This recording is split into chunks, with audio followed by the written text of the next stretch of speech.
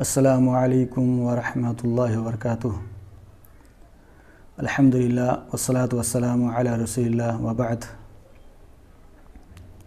اعوذ باللہ من الشیطان الرجیم، بسم اللہ الرحمن الرحیم۔ وما امروا الا ليعبدوا الله مخلصین لہ الدین حنفاء۔ وقال النبی صلی اللہ علیہ وسلم اربع لا تجوز فی الاضاحی: العوراء بین عورها، المریضۃ بین مرضها، والعرجاء بین ضلوعها، والکثیر التی لا تنقی۔ رواه ابو داود وصححہ الالبانی۔ محترم سامعین، فی الحال ہم لوگ ایک عظیم عبادت کے استقبال میں مشغول و معروف ہیں اور ہر اعتبار سے اس کے تیاری میں منہمک ہیں۔ میری مراد قربانی ہے۔ قربانی کہتے ہیں عید الاضحیٰ کے دنوں میں اللہ تعالیٰ کی رضا جوئی کے لیے بہیمۃ الانعام میں سے جو ذبح کیا جاتا ہے اس کو قربانی کہتے ہیں۔ قربانی کرنا ایک عبادت ہے اور عبادت کی مقبولیت کے لیے دو شرطیں لگائی جاتی ہیں۔ پہلی شرط یہ ہے کہ عبادت کرنے والا انسان صرف اور صرف اللہ تبارک و تعالیٰ کی رضا جوئی کے لیے اس عبادت کو کرتا ہو۔ اس کے متعلق بہت سارے آیات اور احادیث ہیں۔ اللہ تبارک و تعالیٰ کا ارشاد ہے: وما امروا الا ليعبدوا الله مخلصین لہ الدین حنفاء، کہ انہیں صرف خالص اللہ تعالیٰ کی عبادت کا حکم دیا گیا ہے۔ دوسرا ارشاد ہے: فصل لربک وانحر، تو اپنے رب کے لیے نماز پڑھ اور قربانی کر۔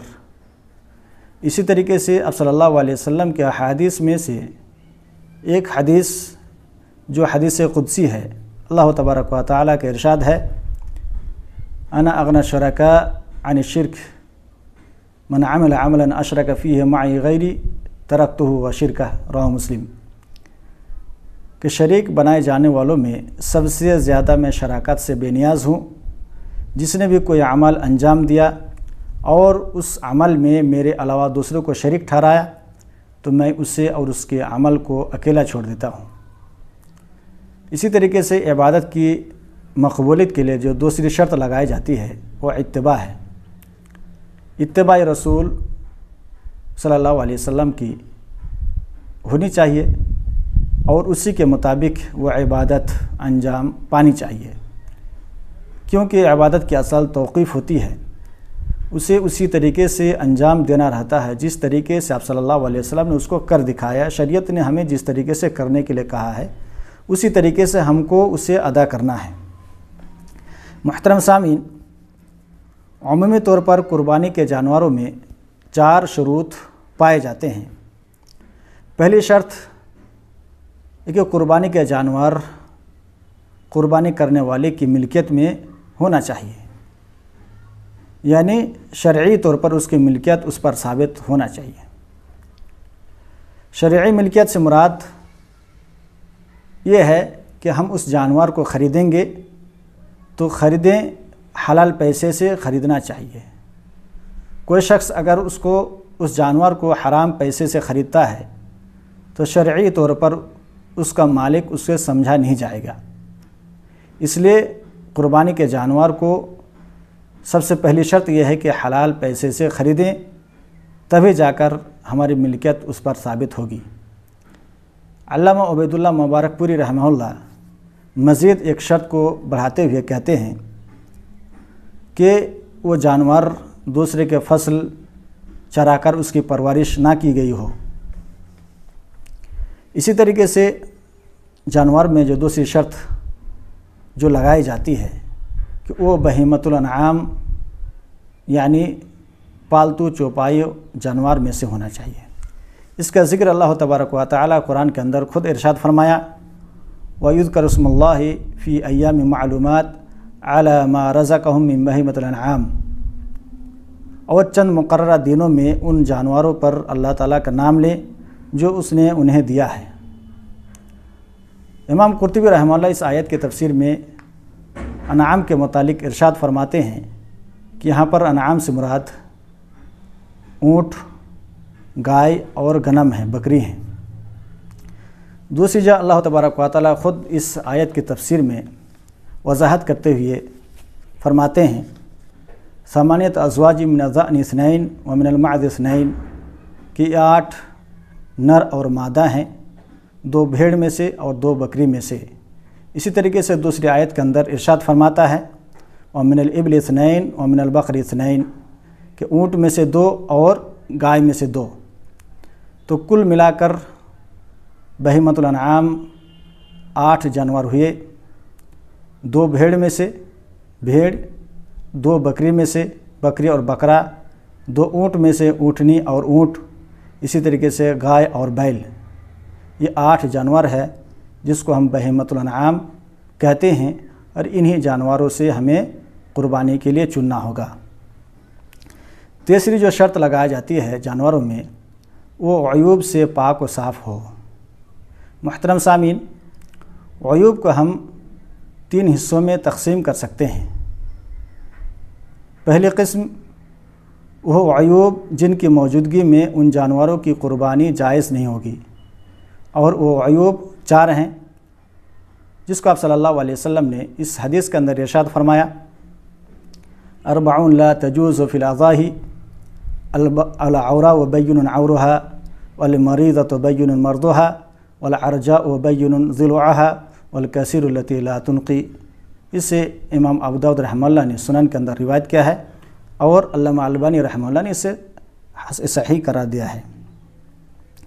یعنی کانا جس کا کاناپن بالکل واضح ہو، دوسرا وہ جانور جو لنگڑا جس کا لنگڑاپن بالکل واضح ہو، اور تیسرا مریض جس کا مرض بالکل واضح ہو، اسی طریقے سے چوتھا وہ جانور جو دبلا بوڑھا کمزور ہو، جس کے ہڈیوں میں گوشت نہ ہو۔ ابن عثیمین رحمہ اللہ اس حدیث کے بعد شرح ممتع کے اندر فرماتے ہیں کہ ان 4 عیوب کے برابر کوئی عیب اگر کسی جانور میں پایا جائے یا اس سے اقوی اگر پائے جائے تو ان جانوروں کی قربانی جائز نہیں ہے۔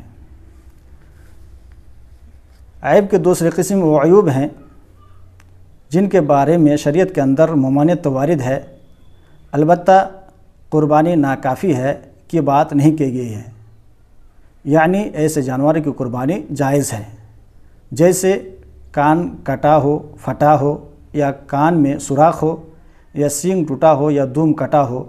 خاص طور پر اگر پیدائشی طور پر ایسے جانور ہو تو ایسے جانوروں کی قربانی کرنا جائز ہے، البتہ خلاف اولا ضرور ہے۔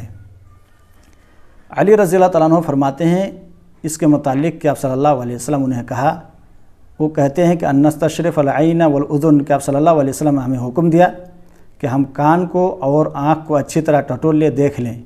اسے ابن ماجہ رحمہ اللہ نے سنن کے اندر روایت کیا ہے، اور علامہ البانی نے اس کو حسن قرار دیا ہے۔ اسی طریقے سے عیوب میں سے تیسری قسم وہ عیوب ہیں جن کے متعلق شریعت کے اندر کوئی ممانعت وارد نہیں ہے، جیسے ہلکا لنگڑا ہو، تھوڑا بھینگا ہو، دانت ٹوٹا ہو، یا عیب ظاہر نہ ہو، تو ایسے جانوروں کی قربانی جائز ہے، البتہ کمال کے خلاف یا منافی ضرور ہیں۔ اسی طریقے سے جو جانوروں میں شرط لگائی جاتی ہے، چوتھی شرط اور آخری شرط یہ ہے کہ دانتا ہونا چاہیے۔ اس کے متعلق آپ صلی اللہ علیہ وسلم کی حدیث ہے، مسلم شریف کی روایت ہے، جابر بن عبداللہ رضی اللہ تعالیٰ عنہ فرماتے ہیں صلی اللہ علیہ وسلم نے کہا لا تذبحوا الا المسنہ الا ان يعثر علیکم فتذبحوا جزعۃ من الضأن۔ صلی اللہ علیہ وسلم نے کہا کہ تم لوگ قربانی میں صرف اور صرف دانتا ہی کو ذبح کرو، الا یہ کہ اس کے دستیاب اگر نہ ہو تو اس صورت میں بھیڑ میں سے جزع کو ذبح کر سکتے ہو۔ محترم سامعین، جو بہیمۃ الانعام کے جو جانور ہیں وہ دانتا ہونے میں ان کے مختلف اوقات یا مختلف مہینے لگتے ہیں، جیسے بکری ہے تو غالباً 1 سال میں یہ دانتا ہو جاتی ہے، اسی طریقے سے گائے ہے تو 2 سال میں غالباً یہ دانتا ہو جاتی ہے، اسی طریقے سے اونٹ کو 5 سال لگ جاتے ہیں دانتا ہونے میں۔ ان کے عدم موجودگی میں بھیڑ کے 6 مہینہ والے بچے کو، جس کو جزع کہا جاتا ہے، کو ذبح کیا جا سکتا ہے، یعنی اس کا مطلب یہ ہے کہ جزع کے لیے دانتا ہونا شرط نہیں ہے۔ خلاصہ کے طور پر یہ ہے کہ قربانی کرنے سے پہلے سب سے پہلے جو قربانی کرنے والا ہے اس کو 2 چیزوں کی دھیان رکھنی چاہیے، خاص طور پر پہلی چیز یہ ہے کہ وہ صرف اور صرف اللہ تبارک و تعالیٰ کی رضا جوئی کے لیے اس کو کرتا ہو، پھر اسے اتباع رسول، طریقہ رسول پر کرنے کا ارادہ کرتا ہو۔ اس کے بعد جو جانور خریدیں گے اس کے اندر یہ 4 چیزیں دیکھنی ہوگی کہ اس جانور کو حلال مال سے خریدنا ہے، اور اس کے بعد وہ جانور بہیمۃ الانعام میں سے ہونی چاہیے۔ بہیمۃ الانعام سے مراد جیسے بھیڑ ہو، بکری ہو، یا پھر اونٹ میں سے ہو، یا پھر گائے میں سے ہو۔ اسی طریقے سے عیوب سے پاک و صاف رہنا چاہیے، خاص طور پر 4 عیوب جن کے متعلق حدیث کے اندر وارد ہے کہ بالکل کانا نہ ہو، بالکل لنگڑا نہ ہو، بالکل مریض نہ ہو، اسی طریقے سے بالکل دبلا پتلا نہ ہو جس کے ہڈی میں گوشت بھی نہ ہو۔ اس کے علاوہ جو بھی عیوب پائے جاتے ہیں ان عیوب کے متعلق شریعت کے اندر عدم اجزاء ناکافی کی بات نہیں کہی گئی ہے، البتہ خلاف اولا ضرور ہے، اور ان جانوروں کی قربانی جائز ہے، البتہ خلاف افضل ضرور ہے۔ اور آخر میں جو دانتا کے جو شرط لگائی جاتی ہے وہ دانتا ہونی چاہیے، دانتا اگر نہ ہو تو پھر وہ قربانی صحیح نہیں ہے۔ آخر میں اللہ تبارک و تعالیٰ سے دعا ہے کہ اللہ تعالیٰ ہمیں اسلام کو صحیح طریقے سے سمجھنے، اس پر عمل کرنے، اور جو ایک عظیم عبادت سامنے آ رہی ہے اس کو کما حق کا ہو ادا کرنے کے ہمیں توفیق عطا فرما۔ آمین۔ وصلی اللہ علی نبینا محمد۔ السلام علیکم ورحمۃ اللہ وبرکاتہ۔